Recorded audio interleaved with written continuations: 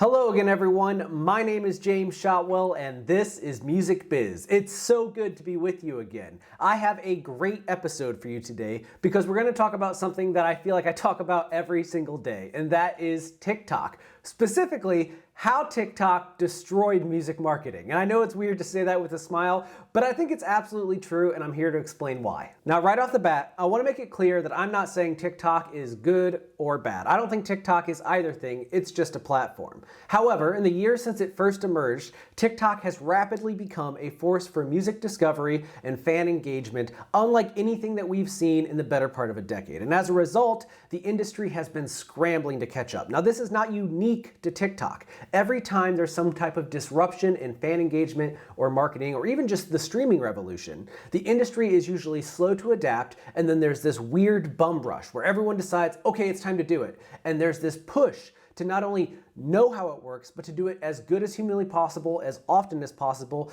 and basically leverage the machine as much as possible to benefit the label as quickly as possible. And what happens in that rush, every single time, without fail, is that artists get frustrated, professionals burn out, fans end up losing in the long run, and everybody just kind of gets sick of a platform that we're supposed to love. And I don't want that to happen with TikTok because personally, it's the most fun that any social media has given me in some time. So I want to talk about what went wrong. And I want to get there by starting at the end with what happened this week. Now, if you haven't been paying attention, there have been rumblings over the last several months that many artists were growing frustrated with the fact that their record labels were essentially forcing them to produce content for TikTok. And while those were all rumors, it actually seems to be proven at this point because FKA Twigs and Charlie XCX recently posted and later deleted TikToks claiming that their labels were either holding their content hostage or making them post stuff in order to continue to get promotion or be somebody that the label admired and supported, which is already pretty damning. But then this week, Halsey, obviously one of the biggest artists in the world, put out this video.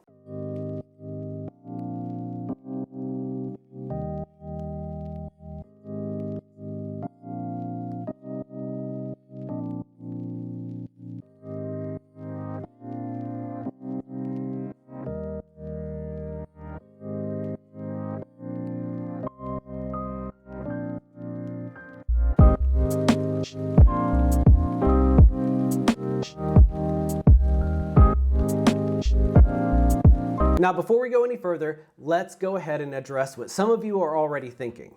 If you knew that there were artists going viral on TikTok because they were complaining about how their labels made them make TikToks, you would, theoretically, also make a TikTok about how your label makes you make TikToks in hopes of hopping on that trend. This is the thing that we're talking about in this video. This is how marketing has been broken forever. It's no longer easy to tell what is real and what is not real. Are artists being forced to make TikToks? Are artists complaining about being forced to make TikToks because drama is always a clickable piece of content? Do labels care what we think about them, or do they not care what we think about them? It's all up in the air. But Halsey was quick to say that at least in her case, this is what's really happening, and she backed it up with a second video. Take a look at this. Put that out. The song title, because it would be Halsey So Good, and they would get the art on TikTok. If you're okay with those things but not announcing the date, then I think that we put that up honestly, I think we put that up sometime between Monday and Wednesday whenever they can get the artwork ingested. What? I just hate this. Oh, I know. I hate it. It sucks. Honestly. Now again, I want to make it perfectly clear that this is something that is happening to artists throughout the industry. In fact, earlier this month, Florence from Florence and the Machine, yeah, the band that headlines Coachella and that your older sister probably absolutely idolizes, Florence posted a TikTok that her label was asking her to make, quote, lo-fi TikToks to help attract younger listeners. And while I'm absolutely confident that there are young users on TikTok who would absolutely admire everything about Florence and Florence and the Machine because she makes wonderful music and she's a fantastic artist, while I believe that those people exist, I don't think that making content creators, specifically musicians, post content about their own songs is what makes those songs go viral. And as you'll see as we get through this video, I can prove that with case after case example of how songs actually take off on the platform. But I do think it's important to note that not every artist is bending to this demand. So We can assume at this point that artists are being asked to make TikToks, and if you have a favorite artist and you haven't tried to find if they're on TikTok yet, go ahead and pause this and take a look. I bet they're there. Now, whether or not they're posting content is a completely different debate, but I bet they're on there because somebody told them to. But one notable pop star says that she refuses to join TikTok, and that person is Adele. Check out this clip from her interview with Zane Lowe last November when her new album 30 was coming out, where she explains what the conversations were like leading up to the release as it relates to TikTok. They're like, we've really got to make sure these 14-year-olds know who you are. And I'm like, but they've all got mums. They've all got mums, and they've definitely been growing up listening to my music, these 14-year-olds and stuff like that. But it was like, if everyone's making music for the TikTok, who's making the music for my generation? Who's making the music for my peers? I will do that job gladly. I'd rather cater to people that have are on my level in terms of the amount of time we've spent on Earth and all the things we've been through. Now that clip was Adele, like the Adele. Obviously, a one-name musician means that everybody probably knows who they are. I mean, there's Sting, there's Adele, and there's Prince. Those are the three that I think we all know, and everybody knows who they are. And yet, there are people at her record label who were worried that maybe not enough people would know that there was a new Adele record in the world. Adele, an artist whose last debut single, the lead single from her last album, had a worldwide global premiere at the same time across all radio platforms. That artist, with that level of exposure for even a single nobody has heard, was being told that they had to get on TikTok or else things might not work out in their favor. And Adele, to her credit, pushed back. But the reality of the situation is, most musicians are not Adele. They are not in a position to push back. If a label says jump, more often than not, artists find themselves having to say how high. And in the world of TikTok, that jump is often a request to hop on trends, to do something that's already popular, to copy what has worked for somebody else. But this is where the industry starts to misunderstand how things work on TikTok in terms of what takes off. TikTok is a platform that combines video and music, but at the end of the day, what really works on the platform, the thing that is going to make you go viral or take off, is almost just about the vibe of what you're doing. It has nothing to do necessarily with who you are. It's capturing a moment in time that feels so utterly unique that everybody recognizes how special it is that you've captured it on camera. And this applies to every version of TikTok, whether we're talking about the videos that make you cry laughing, the videos that make your heart ache so that you end up crying, the videos that make you rage, the videos that make you want to check out an artist's song. All of those clips across the board have an air to them that makes them feel special, unique of the moment, as if somebody just happened to capture gold when they turned on their camera. That's what makes a video take off on the platform. That's how an artist goes viral. When Lil Nas X first took off with Old Town Road, the videos that he was making, the memes that he was generating, everything that he was doing to bring attention to the song felt of the moment. They felt utterly unique to him, something that only he could have come up with, and we cherished that originality.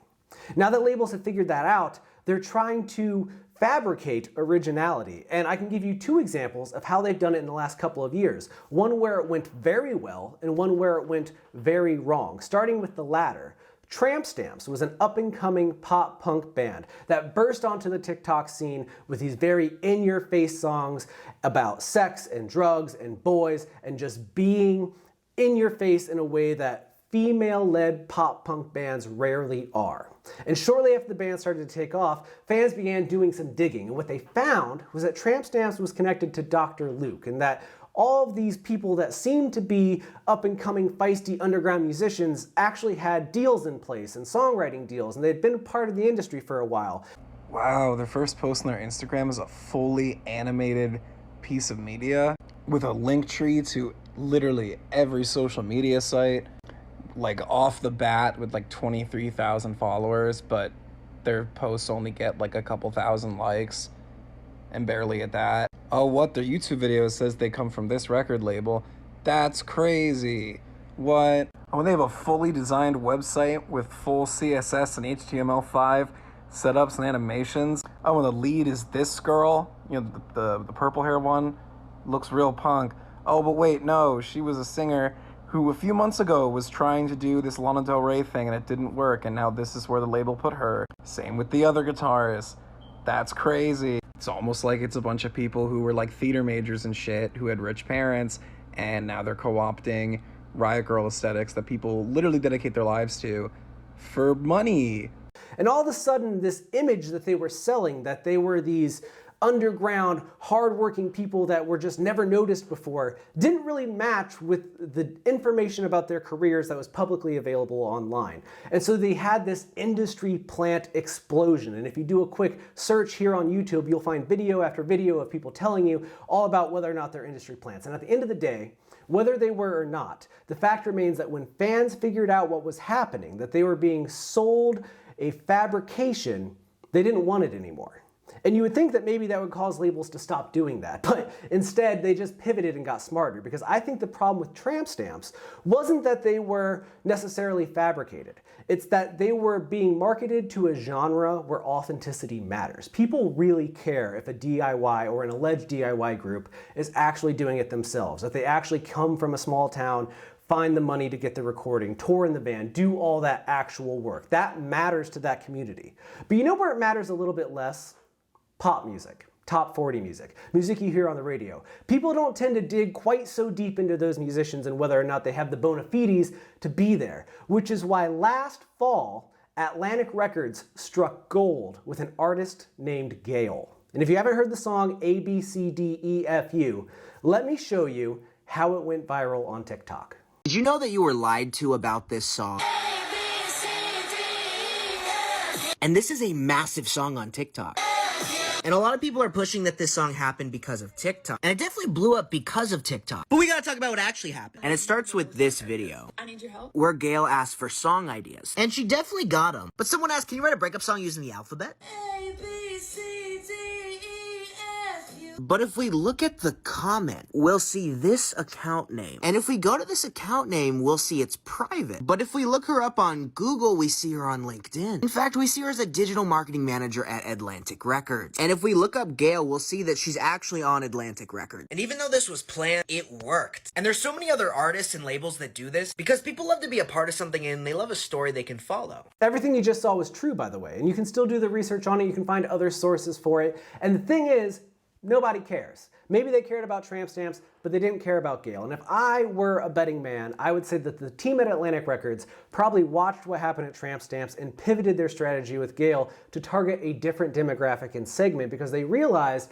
that nobody cares if a pop star isn't all that they claim to be, because we don't expect them to be. It's part of living up to the false image that you're already perpetrating. But in DIY and alt music, there's bona fides that you have to have that you can't necessarily fake. And now the labels know, so they won't do it again.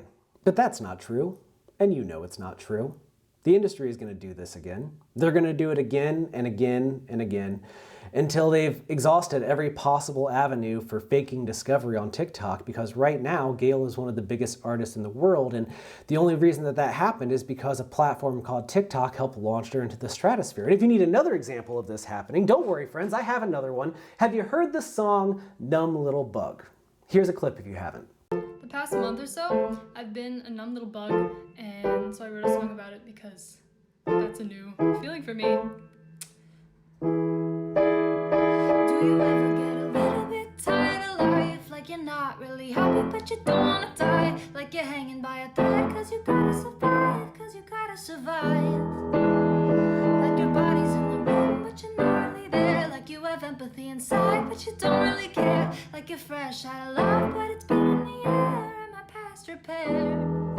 Now, Numb Little Bug went to radio just a few weeks ago, and when you see the original clip where it comes from, you would think, wow, here's another story of a person who went from playing in their bedroom or their living room where their parents helped them get piano lessons, and now they're on the radio. What a great story.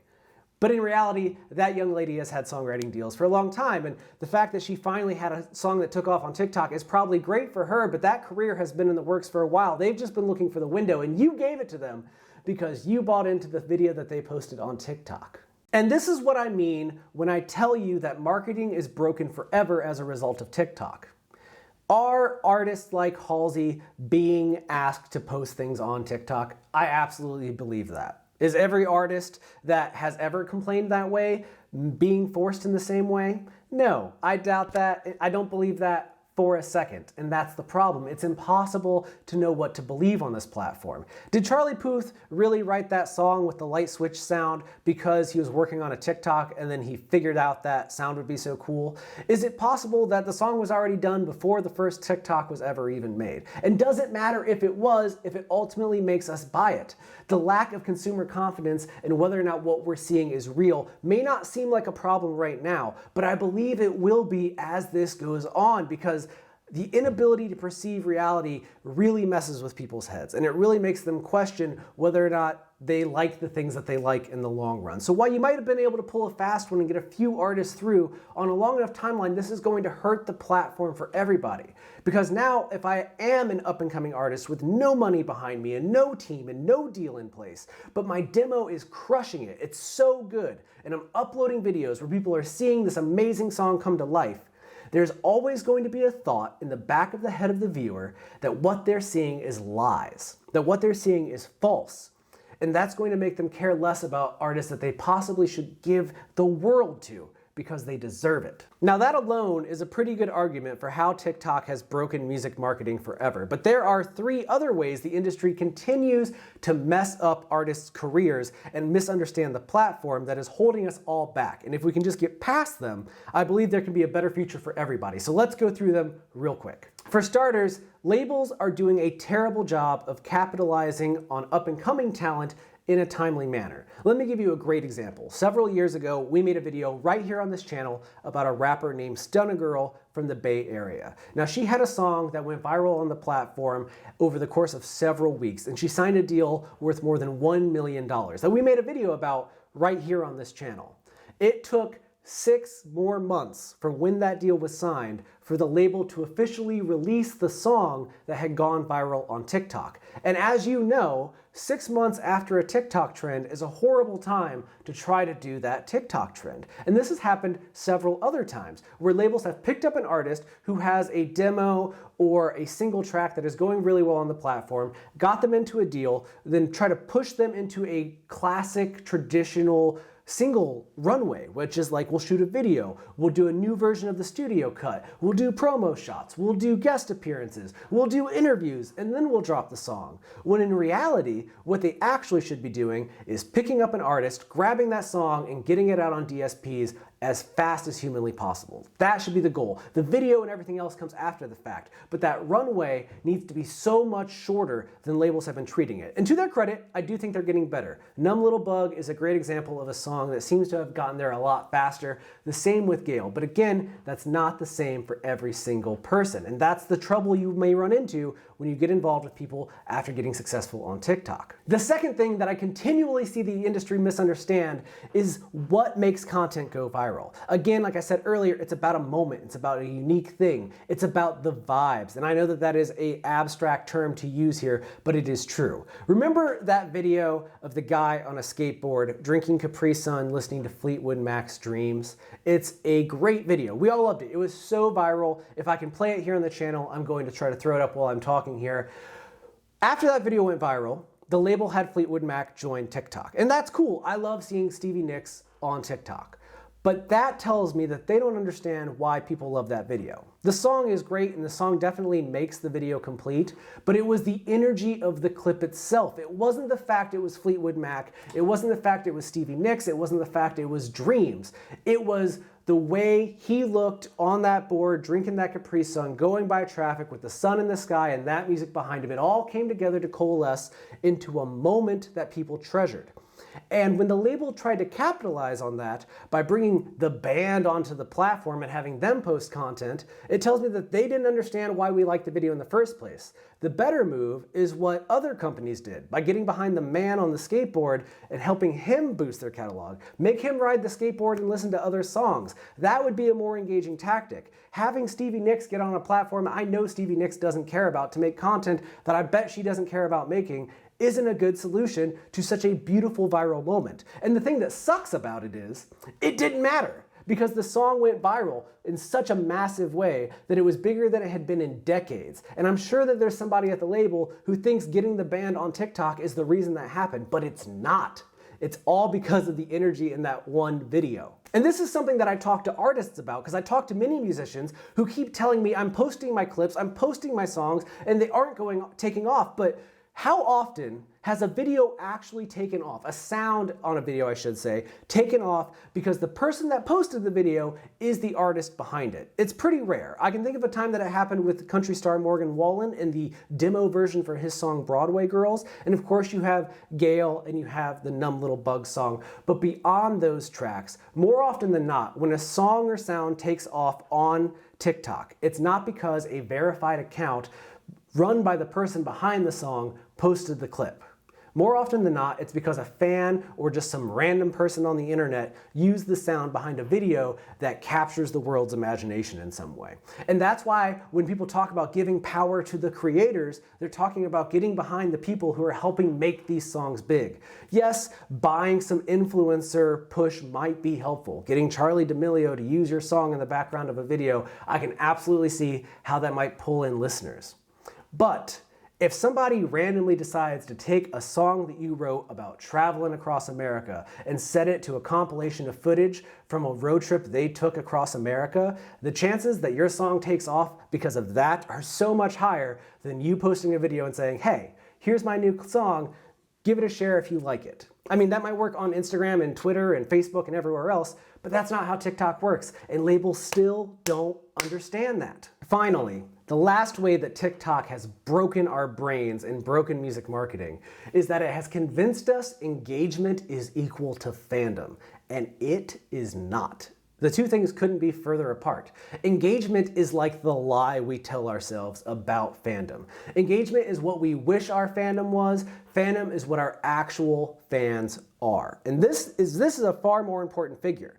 What ends up happening on TikTok is people have a couple of clips that go viral, or maybe they have that one sound that takes off, and then you go to their Spotify page and they have one song with 10 million plays, and every other song hasn't cracked 100,000. And while that one moment might pay the bills, get them on the road, and buy some new gear, it shows a lack of ability to capitalize on what's happening. Because if you can't harness the interest in that one song and push it into the other stuff that you're doing, be that other tracks, videos, tour dates, merch, newsletter, fan club, social media accounts, whatever it happens to be, if you can't do that, then that viral moment means so very little in the big scheme of things. And maybe 5 years ago, it would have been enough to get the notice of management or a label. But these viral moments are happening so frequently now that unless you're going ultra viral, I mean 10 million plus views, nobody's even going to blink an eye at your little moment unless you can create a series of them, making not just one track go viral or one sound or one video, but 3, 4, 5, 10, 15. All of your clips are starting to average hundreds of thousands of views. It's about the consistency of it all. It's not about cashing in and cashing out as quickly as possible. It takes time to build up a presence on these platforms, and when you do, you still have to do the work of the funnel. People being on your TikTok is not an endpoint. It is the very top of a sales funnel. You have to push them all the way to your website, all the way to your tour dates, all the way to the streaming page, and then get them to stay there. Give them a reason to stay there. This industry is obsessed with that little tiny heart in the corner of the screen. It's obsessed with follower counts. But at the end of the day, those things only matter a fraction if you cannot convert them to actual sales. Now you're probably watching this and thinking, James, you've complained for about 10 minutes now. Why are you not giving me solutions? And the hard truth is that I don't think there are any. I think that we have reached a point of self-parody where we are only going to scramble for the foreseeable future. I'm not telling you that any one trick will work because I don't think any one trick will work. The only way to get ahead now is to be thinking outside the box, to be constantly creative, to accept the fact that the system is probably working against you at least on some level. Algorithms can be your friend, but yes, some companies might have a little bit better edge with the algorithm than you, and that's just a fact of life. Copying what works for popular musicians might not work for you because you don't have the team behind you to make those ideas get the exposure that they need. But that doesn't mean that they aren't good ideas. Showcasing your ideas from the beginning demo all the way to the finished song is great. Making a short documentary that tells people who you are, that's great. Making silly videos that use your sound, that's great. Encouraging people to make clips where they share with you or they react to things that you do, that's great. Keep doing what you're doing. But understand that whenever you see somebody tell you that they understand TikTok marketing, or that they know how it works, or that they can guarantee you X, Y, and Z, they can't. Because myself and all of my friends that work in the music industry in marketing who do this for a living, we are talking each and every day about TikTok and how it's changing and how it's evolving. And there is no one solution. There is no one path. There is no trick. There is no quick path to success. There is no guarantees. Of course, that's true in life. But on this platform specifically, there's no way to game the system that we all know of just yet unless you have the money to do so. So my advice to you is to keep at it, work hard, make the best music you possibly can. Make it so good that nobody can deny it. Stay creative, don't compare yourself to others, and every time you need a bit of support, or you have a question, or you want to understand something about this industry, come back here to Music Biz, because that's why we're here. We're here to help you understand the modern industry. That means what's happening, where we're going in the future, what we can learn from success stories, what we can learn from failures, and everything in between. Again, my name's James Shotwell. This is Music Biz, and until I see you next time, take care of yourself, because you deserve it.